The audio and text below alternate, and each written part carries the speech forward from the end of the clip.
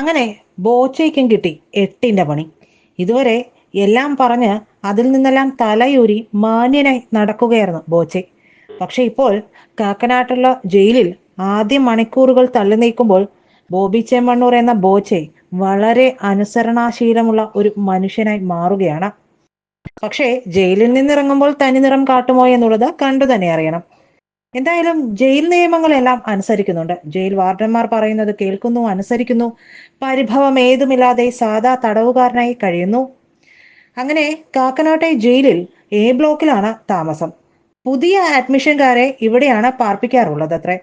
സെല്ലിന് പുറത്തിറങ്ങാൻ അനുവാദമുണ്ട്. എന്നാൽ എല്ലാവർക്കും ബോബി ചെമ്മണ്ണൂരിനെ അറിയാം, മുതലാളിയാണെന്നും എല്ലാവർക്കും അറിയാം. അതുകൊണ്ട് തന്നെ പുറത്തിറങ്ങിയാൽ മറ്റ് തടവു പുള്ളികളൊക്കെ വളയാൻ സാധ്യതയേറെയാണ്.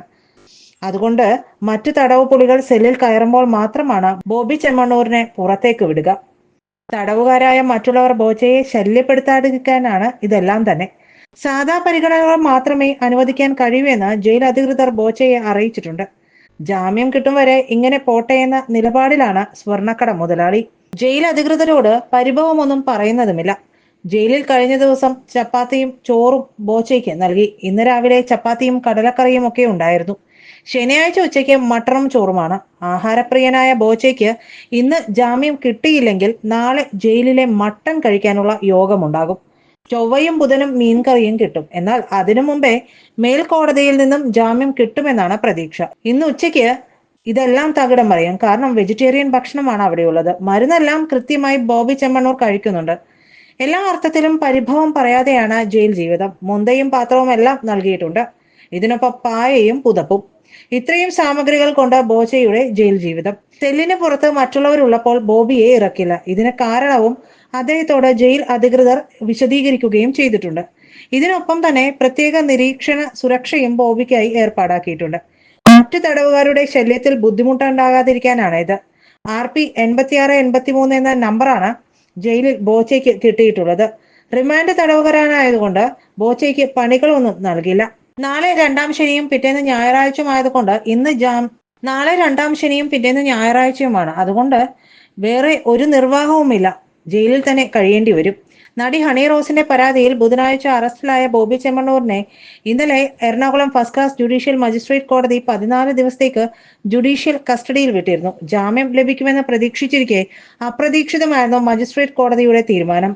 ഇതോടെ മേൽക്കോടതിയെ സമീപിക്കാൻ പോലും സാഹചര്യമില്ലാതെ ബോബി ചെമ്മണ്ണൂരിന് ആദ്യ ദിനം കാക്കനാട് ജയിലിൽ കഴിയേണ്ടി വരികയാണ്. 5 റിമാൻഡ് പ്രതികൾ കൂടിയുള്ള എ ബ്ലോക്കിലെ സെല്ലിലായിരുന്നു ബോബി കഴിഞ്ഞത്. എല്ലാവരും സമീപ ദിവസങ്ങളിൽ എത്തിയവരുമാണ്. പകൽ കാര്യമായി ഭക്ഷണം കഴിക്കാതിരുന്നതിനാൽ ജയിലിൽ കരുതിയിരുന്ന ചോറും ചപ്പാത്തിയും കറിയും കഴിച്ചു. വസ്ത്രം മാറി പുതിയത് ധരിച്ചു.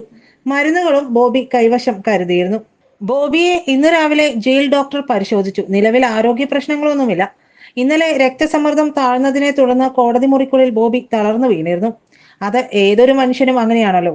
ഇത്തരം പ്രവൃത്തിയിലേക്ക് വരുമ്പോൾ ഒരു ഇല്ലാത്ത തലകറക്കവും രക്തസമ്മർദ്ദം കൂടുതലുമൊക്കെ എല്ലാവർക്കും ഉണ്ടാകും. പലതരത്തിലുള്ള ആളുകളൊക്കെ കോടതിയിലെത്തുമ്പോൾ ഇത്തരത്തിൽ തലകറങ്ങി വീഴുന്നതും ദേഹാസ്വാസ്ഥ്യം ഉണ്ടാകുന്നതുമൊക്കെ നമ്മൾ കണ്ടിട്ടുള്ളതാണ്. എന്നാൽ വൈകിട്ട് ജനറൽ ആശുപത്രിയിൽ നടത്തിയ പരിശോധനയിൽ ബോബിക്ക് ആരോഗ്യ പ്രശ്നങ്ങളൊന്നുമില്ലെന്ന് വ്യക്തമായി. തന്റെ കാലിന് പരിക്കുണ്ടെന്ന് ജയിലിലേക്ക് കയറുന്നതിന് മുമ്പ് ബോബി പറഞ്ഞിരുന്നു. 10 പേർക്ക് കഴിയാവുന്ന സെല്ലിൽ നിലവിലുള്ള 5 പേർ കഴിഞ്ഞ 6ാമനായിട്ടാണ് ബോബി ചെമ്മണ്ണൂരിനെ സെല്ലിലേക്ക് കയറ്റിയത്. വ്യാഴാഴ്ച രാത്രി 7:10 ബോബി ചെമ്മണ്ണൂരിനെ കാക്കനാട് ജില്ലാ ജയിലിൽ എത്തിച്ചത്. താൻ തെറ്റൊന്നും ചെയ്തിട്ടില്ലെന്നും എല്ലാം നിങ്ങളോട് പിന്നീട് പറയാമെന്നും തന്റെ കാൽ വീണ് പൊട്ടിയിരിക്കുകയാണെന്നും മാധ്യമപ്രവർത്തകരോടായി പറഞ്ഞ ശേഷമാണ് ബോബി ചെമ്മണ്ണൂർ അകത്തേക്ക് പോയത്.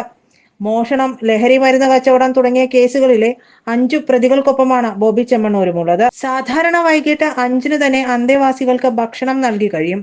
ബോബി കോടതിയിലും പിന്നീട് ആശുപത്രിയിലും ആയതിനാൽ ഭക്ഷണം കഴിച്ചിട്ടില്ലെന്ന് പോലീസ് അറിയിച്ചതോടെയാണ് ചപ്പാത്തിയും വെജിറ്റബിൾ കറിയും ചോറും നൽകിയത്. അറസ്റ്റിലായ ബോബി എറണാകുളം സെൻട്രൽ സ്റ്റേഷനിലെ സെല്ലിൽ ബുധനാഴ്ച രാത്രി ഉറങ്ങിയത് പത്രക്കടലാസ് വിരിച്ചായിരുന്നു. വയനാട്ടിൽ നിന്ന് കസ്റ്റഡിയിലെടുത്ത ബുധനാഴ്ച രാത്രി 7 മണിയോടെയാണ് കൊച്ചിയിൽ എത്തിച്ചത്. അറസ്റ്റ് രേഖപ്പെടുത്തിയ ശേഷം മെഡിക്കൽ പരിശോധന പൂർത്തിയാക്കി വ്യാഴാഴ്ച പുലർച്ചെ 1 മണിയോടെ സെല്ലിൽ എത്തിച്ചു.